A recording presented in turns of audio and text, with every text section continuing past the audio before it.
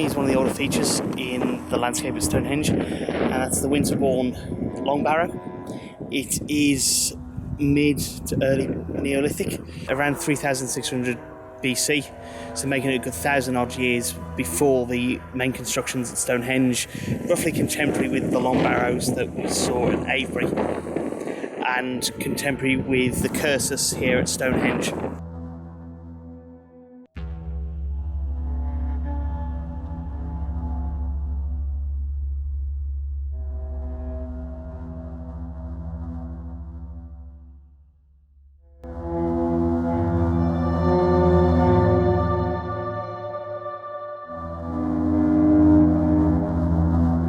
Standing on the edge of the Stonehenge Cursus, which is an early Neolithic monument in the landscape. It is over 1,000 years older than Stonehenge. It was constructed somewhere in about 3,500 BC, which puts it contemporary with the Windmill Hill site at Avebury that we saw in the previous episode. And it runs for close to 3 kilometres. And the truth is, nobody knows exactly what it was used for. It could be an enclosure, it could be part of a ceremonial procession way. Reality is we have no idea. What we do know was that it was well maintained, and that the white of the chalk was re-exposed on several occasions as part of the banks and to mark out the curses. But for what purpose? The truth is we have absolutely no idea.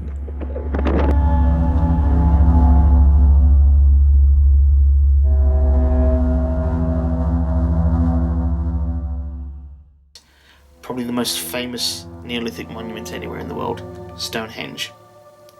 The Stonehenge wasn't built as one single construction project. It was built in several stages.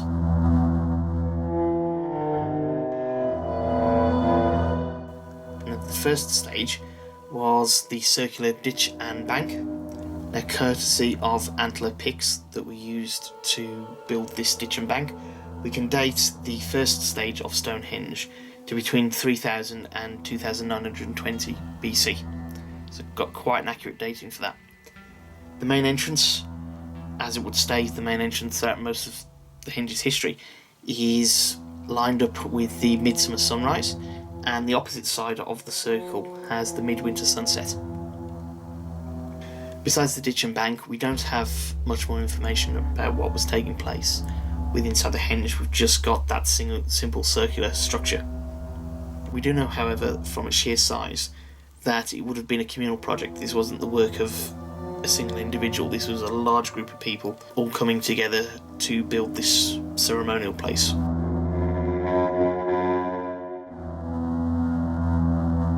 Shortly after the bank and ditch are constructed, we enter the second phase, also known as the timber phase of Stonehenge. And this starts around about 2900 BC. The first part of this is a circle of wooden posts just on the inside of the bank. Now the post holes became known as the Avebruy holes after the antiquarian who did a lot of early work in charting Stonehenge. We know some excavations that the Avebruy holes contain these wooden posts. There's 56 of them. There's also some scattered evidence of posts inside the henge itself, but because of disturbance in the ground from later work at Stonehenge, we're a little uncertain as to what exactly the layout and pattern was for the posts on the inside of the circle. Some of them were used to cover cremation burials, and almost half of the Avebruy holes at Stonehenge have cremation burials inside them.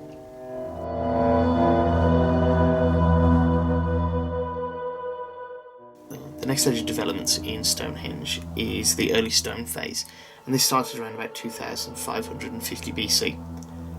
And what we've got are what became known as the bluestones, and they were arranged in a semicircle pattern with the main entrance of Stonehenge behind them.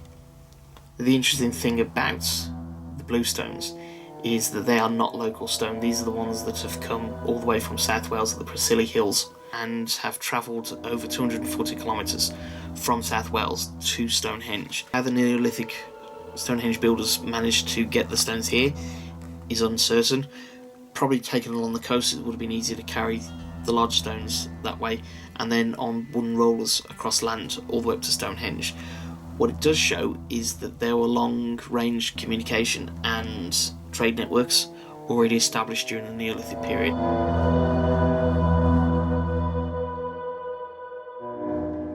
We now come on to the later stone phase, which is where we get the famous sarsen stones that form the main circle and horseshoe that everybody associates with Stonehenge. Now, construction started around about 2440 BC, with it thought that most of it took place around about 2300 BC. Now, what happens is the bluestones are removed, and the larger sarsen sandstones, which come from 30 kilometres away on the Marlborough Downs, were brought in to construct the circle and horseshoe. These stones were cut to shape and raised, and when it comes to the lintels, they are held together by a mortise and tenon joint, and you can see the remains of some of this on top of some of the stones that have lost their lintels.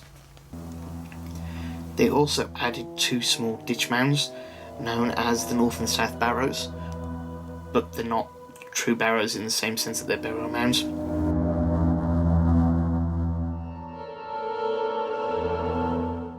Now, in the final stone phase, which took place between 2280 and 1930 BC, we see the bluestones being brought back in again and being put as an inner circle inside the main circle of sarsen sandstones. And we also have what's known as the altar stone, which is a slab of greenish sandstone, also from South Wales, that was brought in and placed in the centre of the horseshoe. It seems about this time that the avenue was also added to the Stonehenge monument, and this processional causeway led northeast out of Stonehenge and then changed angle slightly to the east and then went southeast towards the River Avon. Now, its exact purpose of the avenue is uncertain, but it would appear that it is a processional routeway for people arriving at the site from the River Avon, moving all the way up to Stonehenge.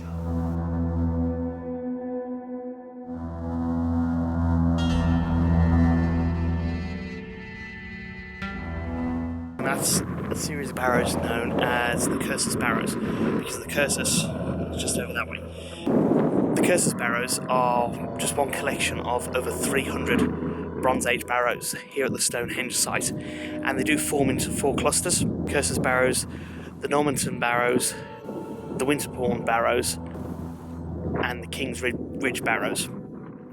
There are over 300 barrows in the World Heritage Area. The Neolithic long barrows seem to be much more communal burial sites. Bronze Age circular barrows are burial sites for individuals.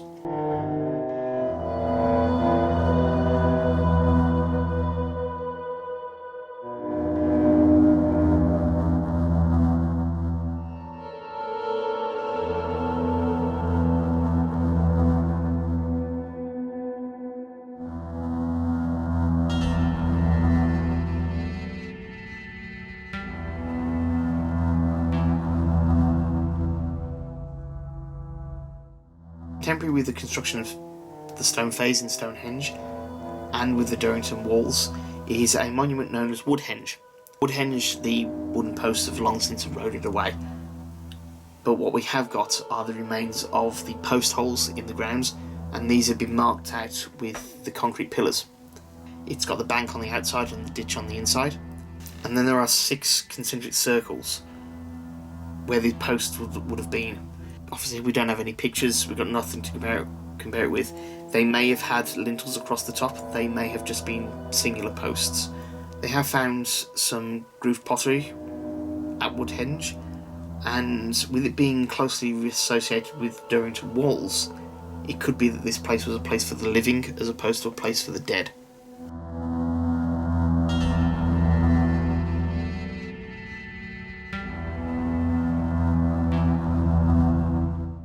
So I'm finishing off today in a field full of sheep. But behind me is the monument known as the Durrington Walls.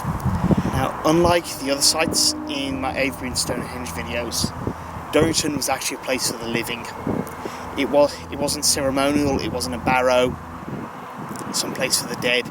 This was a place where people were actually living. There used to be houses down there that have been found in excavations over the past 100 years or so.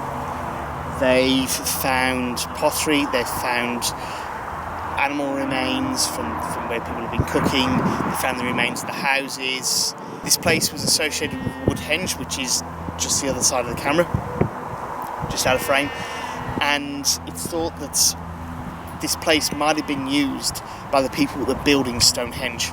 And one of the interesting things about Stonehenge is part of why they think it was a ceremonial site is that there's actually no living space. There appears to be the henge, there's the avenue, there's the other monuments, there's a few burial sites along with several other barrows, but there's no place actually for the living. And it's thought that it was here at Durrington that a lot of those people, because we're only about 2 kilometres away, something like maybe 3 kilometres away from Stonehenge, so it's thought that it was this place was where those people that built it, or maybe were visiting the henge, lived.